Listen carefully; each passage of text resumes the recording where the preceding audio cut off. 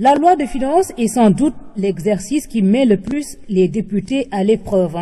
Communément appelé budget, il détermine la nature, le montant et l'affectation de l'ensemble des ressources et des charges de l'État. Les députés ont chaque année la lourde tâche d'examiner et de voter ce budget minutieusement élaboré par de hauts fonctionnaires de l'État, des experts en la matière. Cela part de bon sens. C'est le président de la République qui détermine la politique de la nation, que coordonne et met en œuvre un gouvernement. Il appartient donc au gouvernement qui connaît les orientations, qui travaille sur les projets, de déterminer les moyens qu'il lui faut. Par contre, on ne peut pas être jugé parti. Le pouvoir exécutif élabore, mais c'est le Parlement qui adopte et qui donc donne l'autorisation et in fine qui contrôle ce qui a été exécuté par le gouvernement. Une tâche ardue qui nécessite une claire conscience des enjeux.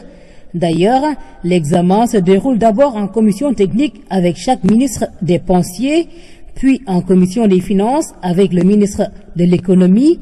Pour que ces étapes qui jalonnent la phase d'adoption ne soient pas de simples formalités, les députés se doivent d'avoir les outils qu'il faut. La loi de finances, le gouvernement met presque 8 mois à l'élaborer. Et ce sont des experts de très haut niveau au sein de l'administration des finances, dans les ministères sectoriels, qui travaillent à bâtir la loi de finances. Mais le parlementaire qui doit l'examiner en vue de l'adopter et donc donner une autorisation sur cette loi de finances, mais le parlementaire, il est dramatiquement seul.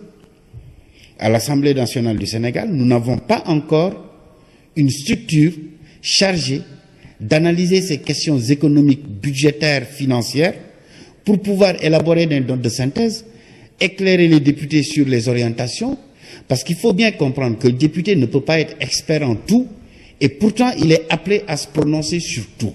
Déjà, lors du dernier vote de la loi de règlement, le ministre des Finances donnait un aperçu de ce que sera la loi de finances 2018. Nous projetons une croissance de 7% en 2018.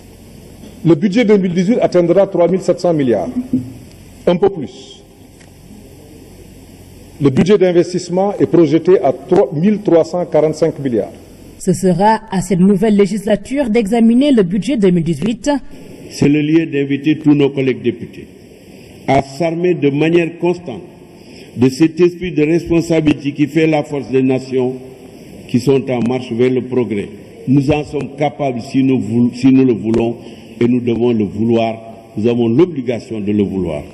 Un pouvoir budgétaire qu'une bonne partie de ses élus aura à exercer pour la première fois.